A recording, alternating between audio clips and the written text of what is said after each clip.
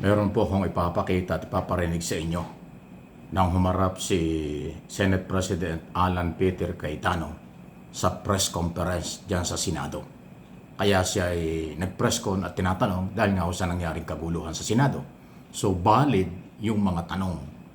Valid na talagang dapat magpaliwanag para malaman ng taong bayan kung ano talaga ang nangyari. Pero ito po yung pakinggan ninyo. Kung tututukan kita ng baril, papasukin ko bahay mo na may baril ako. Nag-warning shot ka, pinutukan kita pabalik, is it not an attack? Sorry but I don't think there's any question. The Senate is under attack, was under attack. All of you, your lives were in danger last night. So I know it's your job to ask a question, but you will tell me, pagka may nagpaputok na warning, hindi under attack yun? My God! We're a democracy. This is the Senate of the Philippines. Please naman. Di ba? Ayan o. Yeah. What do you think? Yun ang halimbawa ni Alan Cayetano. Nagtaas ng boses, nagalit doon sa tanong ng media. Warning shot.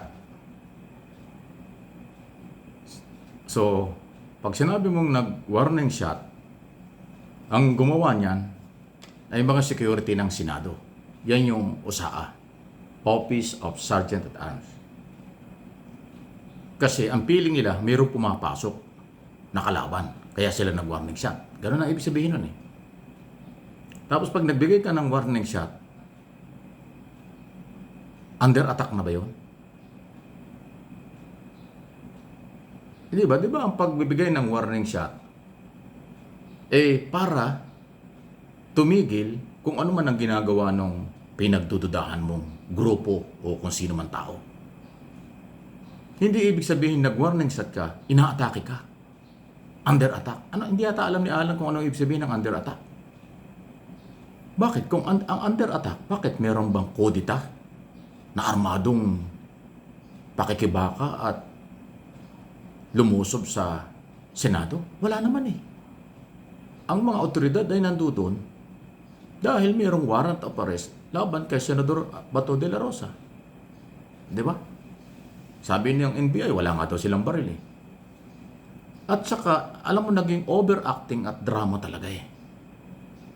Ipaliwanag ko na nga sa inyo, ang unang report ay di umano, mayroong grupo na gustong pumasok mula doon sa kaparting bahagi ng JSI's building, papasok ng Senado.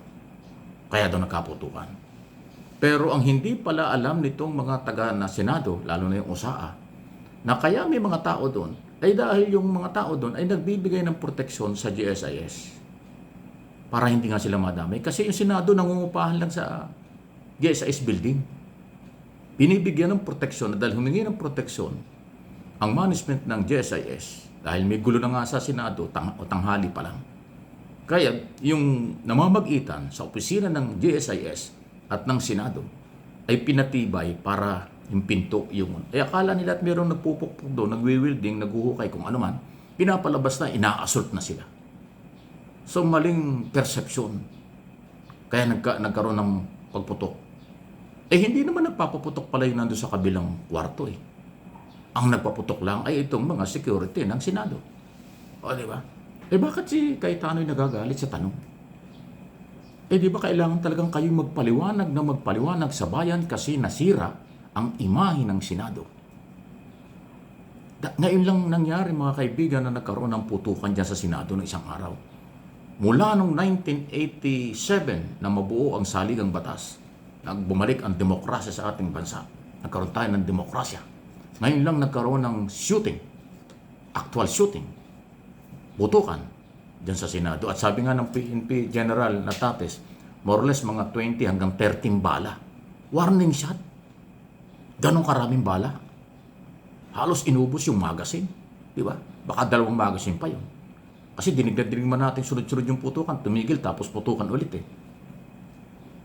Ang warning shot, 1 putok o 2 putok, enough na. Pero yung 20 hanggang 30 putok ang nadinig, hindi yun warning shot. Diba? Walang assault na ginawa. Kahit nung tanghali pa lang na tumatakbo si De La Rosa ng Candarapa do sa hagdan, hindi siya ina-assault ng NBI. Kaya siya kandat ng kandara pa sa takot na siya ay huhulihin. At ang humahabol sa kanya, mga staff niya na iwanan niya. Di ba comedy? Drama? Di ba? Takbuhan ko nung maaga pa. Puto ka ng gabi, ng hapon, hanggang gabi. Tapos pinalabas, warning shot, under attack. Wow! Kaya again, issue lang po ito, walang personalan. Ang tagal ko pong investigative reporting ginagawa natin ng araw na reporter pa ako. Matagal akong reporter, NBI at police reporter ng araw. Pinagdaanan natin ng mga ganyan drama at kung ano-ano. Kaya inuulit ko, magpaliwanag lang kayo ng magpaliwanag. Huwag kang pikon, huwag kayong pikon, huwag kayong magalit sa tanong ng media.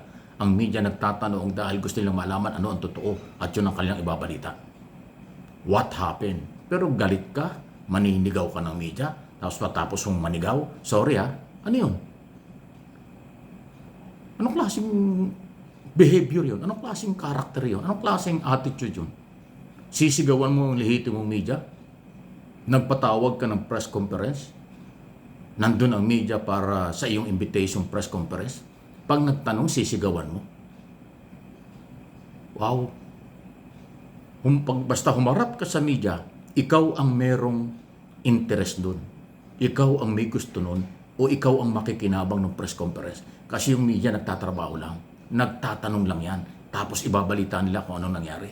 Kaya ngayon, binabalita ko sa inyo, wala ako sa press conference. Ang binabalita ko yung ginawa mo. Bakit mo sisigawan yung media? Anong klaseng attitude doon? Talaga naman dapat kayong magpaliwanag kasi may nangyari nga hindi maganda. May nangyaring kakaiba. Di ba? Kaya para sa akin, personal ko pong opinion, pagka ganyan ang dating na inyong pagsagot sa media, parang guilty kayo. Guilty ka ba, Senador?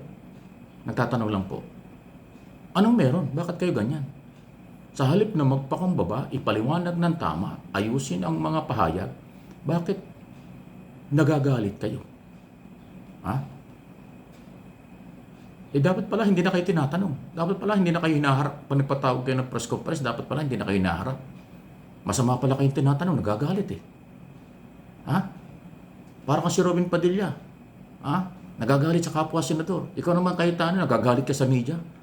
Ang mga medyang nandyan sa Senado, hindi nyo bayaran yan. Hindi nyo swelduhan yan. Nagpapasweldo dyan yung kanilang mga company, yung kanilang mga opisinang nagpadala dyan bilang mamamahayag. Tapos sisigawan nyo. Alam mo, mula nang madinig ko yun, nagagalaiti ako kasi hindi tama yan. Mabuti wala ako dyan. Ipagtatanggol ko yun ng harapan. At dadali. Nagpatawag ka ng press conference, bakit mo sinisigawan yung nagtatanong? Gaganunin ko yun. Kaya ako, nung active ako sa mga media fora ng araw, binabara ko ang mga guest yan o kahit sino. Pag kayo nag-press conference, kayo ang may kailangan, hindi media. Pag tinanong kayo ng media, kinover kayo ng media, magpasalamat kayo, tinutulungan kayo. Hindi nandyan ang media para kayo sirain. Hindi nandyan ang media para gumawa ng fake news. Hindi. Question and answer nga yan Magpaliwanag lang kayo. Huwag kayong maninigaw. Dahil senador ka, kaya mo lang gagawin mo lang sigawan ng mamamahayag. Kahit hindi ko kilala yung nagtanong. Yan ay kabaro ko. Ang tagal ko sa media. Hindi pwede niyong sigawan ang nagtatanong dahil ang tanong ng media ay lehitimo. Diba? Masyado kayong pikon. Pambira naman kayo. Hindi kayo bagay sa gobyerno kung balat sibuyas kayo.